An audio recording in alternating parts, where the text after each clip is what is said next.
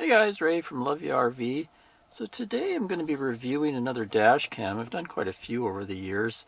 The last system I did was thinkware and I'm quite happy with it.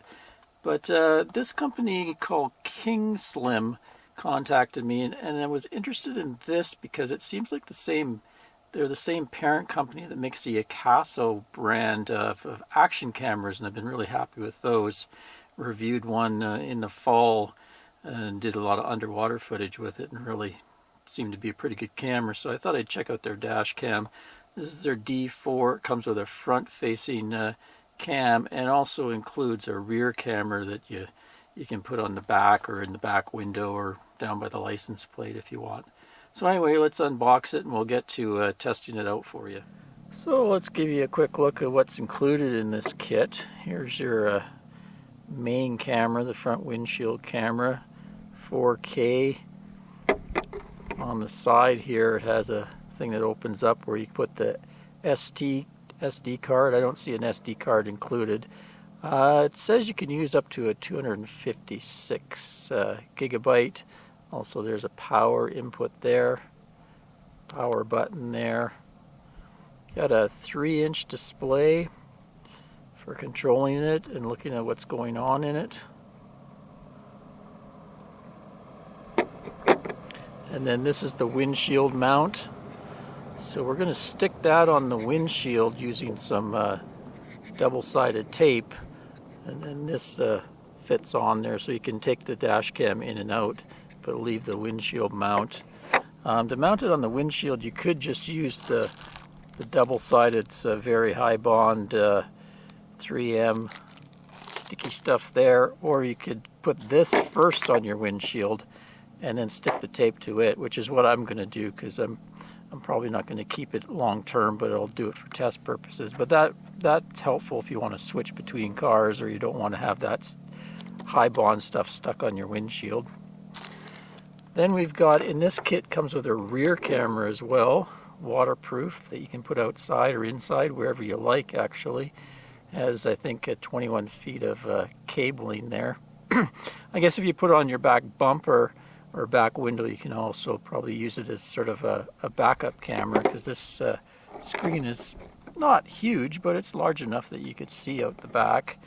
And then we have the power for the main camera, fairly long cord. You can stick into a power socket, 12-volt power socket in the car. And then this actually plugs into the camera here to get the main camera to get its power. I give you a little doodad here to help hide the wires around the headrests and stuff. This thing says activate your 2-year free warranty, so double the warranty there. And we got a quick start guide and some mounting for the rear camera. So everything to get her up and running pretty simply. So I'm going to put it into my Dodge Ram 3500 there, along with, I got another couple dash cams in there, a couple thinkware dash cams I've been testing, so we'll be able to do kind of a comparison between them because they're kind of a pretty high-end, much more expensive dash cam. So here's the installation. Just put that clear plastic on the window, and then this gets glued to that plastic, so then it's easy to pull it off. Got it mounted pretty well in the center of the windscreen there. And then I just have the cord run down to my 12-volt socket. I'll show you the back one. The back one I just ran through the headliner up here. And just so we can get a rear view, just use some gaffer tape to tape it up there. And turn her on.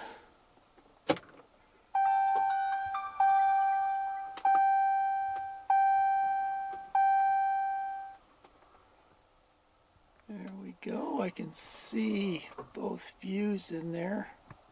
During parking mode. There we are. Event. Oh, that's my other dash cam. Ignore that.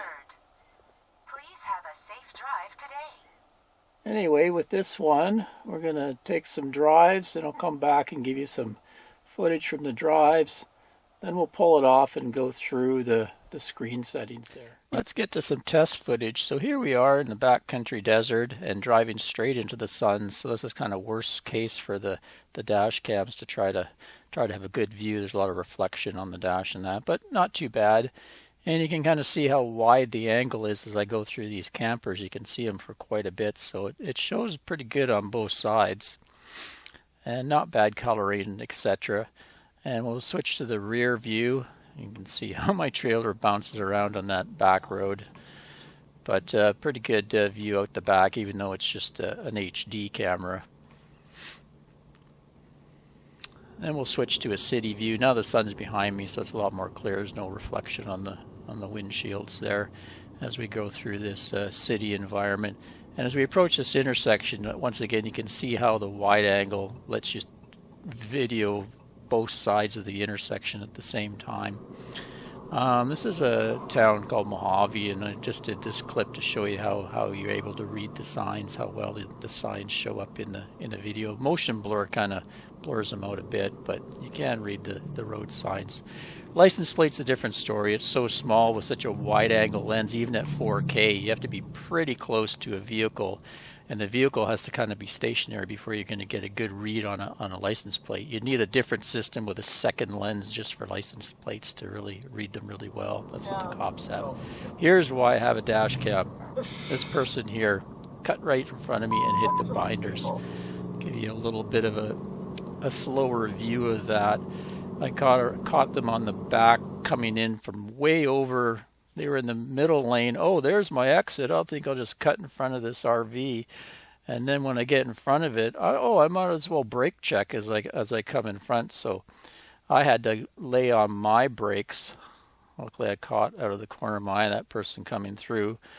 And then they were off to have fun with their day. So that's one of the reasons I like to have a dash cam. If some kind of accident ever happens, then at least I'm going to have proof. The person's of course going to say, "Oh, they came and rear-ended me. It was all their fault." And then I can show the police officer, "Oh, this is actually what happened, and here's the speeds and everything that was going on at the time."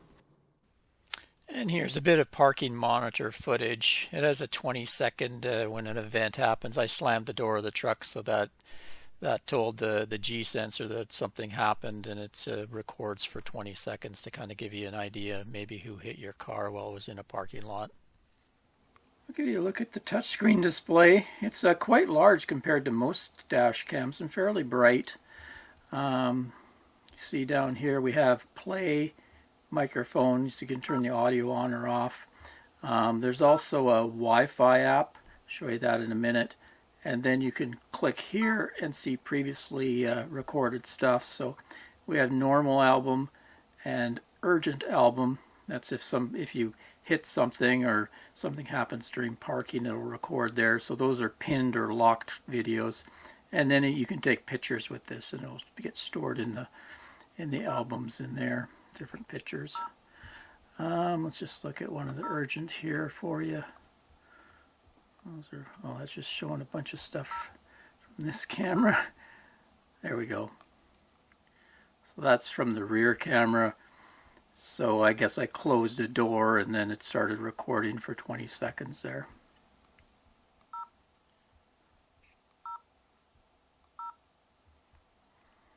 And you can lock or unlock videos. This green thing here is the GPS. So up here, this thing is a GPS built into the thing. So it can give you your coordinates where you are and your speed. And you can play it back on a computer and look at things on a map. And also, you can see there's a little charge here because we're putting power into it. It does have kind of a limited onboard battery. Right here is your settings. See resolution, there's two resolutions, 4K or 2K, and I believe that's just the front camera. The back camera, I think, is always just HD 1080p. And a couple different video encoding types. I think basically 264 is the common one, and the other one gives a little better compression. Speed you can change to kilometers if you like. Screen dormant, so this screen it'll go off after a select number of, you can have it always on, or 1 minute or 3 minutes till it turns off. Anti-flicker mode, so there's 50 hertz and 60. I think that's because this can be used as a webcam as well with your computer. Sensitivity, that's for if you're in an accident, how much of a bump it has to be to start recording. And parking, same deal. There's low, off, low, middle, and high. I guess middle is medium. Date format, audio on and off, different volume levels.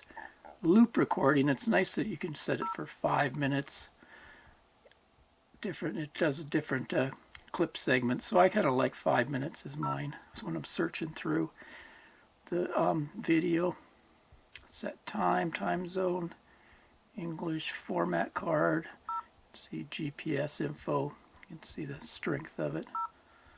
And reset system. And then you can have it playing when it's, oops, just a second there. There, we're on play mode. And you can see in this screen I have the rear camera and the front camera. Hit it again and they swap. Hit it again and we got the rear camera. Hit it again and we have the front camera. Pretty simple. If you want to take a picture, you just swipe it, I think this way. That way, just go up and swipe your dash cam, which is kind of nice. So let's get a look at the Wi-Fi. Turn this off, and then you hit Wi-Fi, and then you connect that Wi-Fi access point. So we'll do that and continue on my phone. And here we go. So you download the KINGSLIM app from the App Store, boot it up, and you'll see D4 here as my device I've added. And up here you'll be able to see the different settings. So you could have it on your phone as well. It's a bigger thing, but it's more for looking at playback. Let's check out the settings you get in here. So you get video resolution, impact sensitivity, record cycle, mic on or off, volume, screensavers, Wi-Fi setting, format, default setting, I guess return to factory default, and the camera version. So really this app's mainly for just doing some playback functions on it, so you don't have to look on the little screen. And I guess that it does Wi-Fi connectivity. You could probably have this somewhere and then remotely be watching it. You could even set up the camera and then come, as long as you have a Wi-Fi distance, you'd be able to look at things. Might be handy in some cases. Takes a while to get the file list, I find. The app's a little bit flaky, like a lot of these apps are, depending on your phone. I'm using an Android phone with kind of an older version.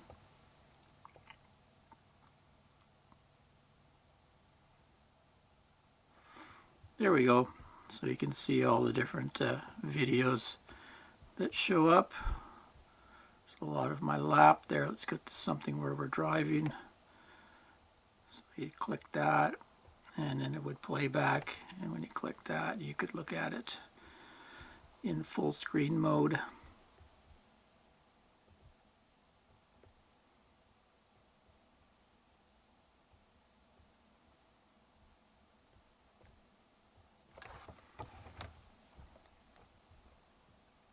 There we go.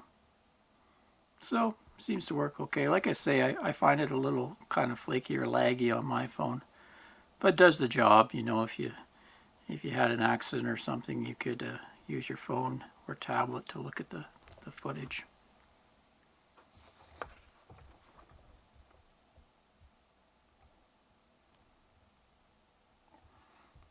And also they have the photos you've taken as well. So let's get to my final opinion on this dash cam. Overall, I think it's quite a good buy in kind of a lower budget camera. I think it goes for right around, you can find it on sale for around $100. which is pretty good for a 4K cam, also including the rear camera.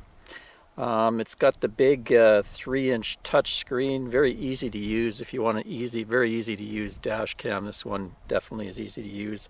But you also get the Wi-Fi app. Usually if you have the screen, you don't get the Wi-Fi app. They usually include that in ones that don't have screens. And like I say, you get the 4K up front, and then the rear is a 280 or 1080p HD. But it's also waterproof, which is nice, so you can place it outside somewhere. It has up to 256 gigabyte SD cards, so you're going to get many hours. Even though it's recording 4K, you can get many hours of footage. I think I've already got about 8 or 10 hours on it. And you can change the front camera to 2K, so you could increase that as well. And also has the built-in GPS, which is nice, so you can on the actual camera itself, there was a GX player that I installed on my PC, so I could look at the footage on my PC if I wanted to. I like that it mounts with the 3M tape versus a suction cup. Suction cups always tend to fall off, whereas the 3M, I've always had good luck with the dash cam staying in place. So there's a few cons to it because it is a budget camera. It has kind of limited parking mode features. I have, like I said before, I have the ThinkWare cameras, and they have a much more extensive parking mode. You can do time lapse and motion lapse, all kinds of stuff, and you can hardwire it in and get some more sophisticated features. This one does have an optional hardwire kit, and it looks like it has a very rudimentary battery protecting system on it. Also found this was kind of difficult to disconnect from the GPS unit on the windshield. It was kind of finicky to get the camera off if you wanted to pull the camera out to take it in and use it something different, or to pull footage off of it or something. And also some of the more sophisticated ones have advanced driver safety systems where they have lane change, like lane assist, where if you drift off your lane, it'll beep until you're out of your lane, or you know, collision avoidance, that sort of thing, or it'll beep if the car in front of you goes. So kind of more bells and whistles. But overall, if you're looking for a decent kind of budget dash cam, this one has high marks for me. I'm actually gonna keep this and wire it into my RV and maybe get some footage as the RV is going down the road, especially like that little rear camera that it can be put outside. So maybe look to in the future in some of my videos, I'll utilize some of the footage out of this camera. Till next time, Ray from Love You RV. Cheers, everyone.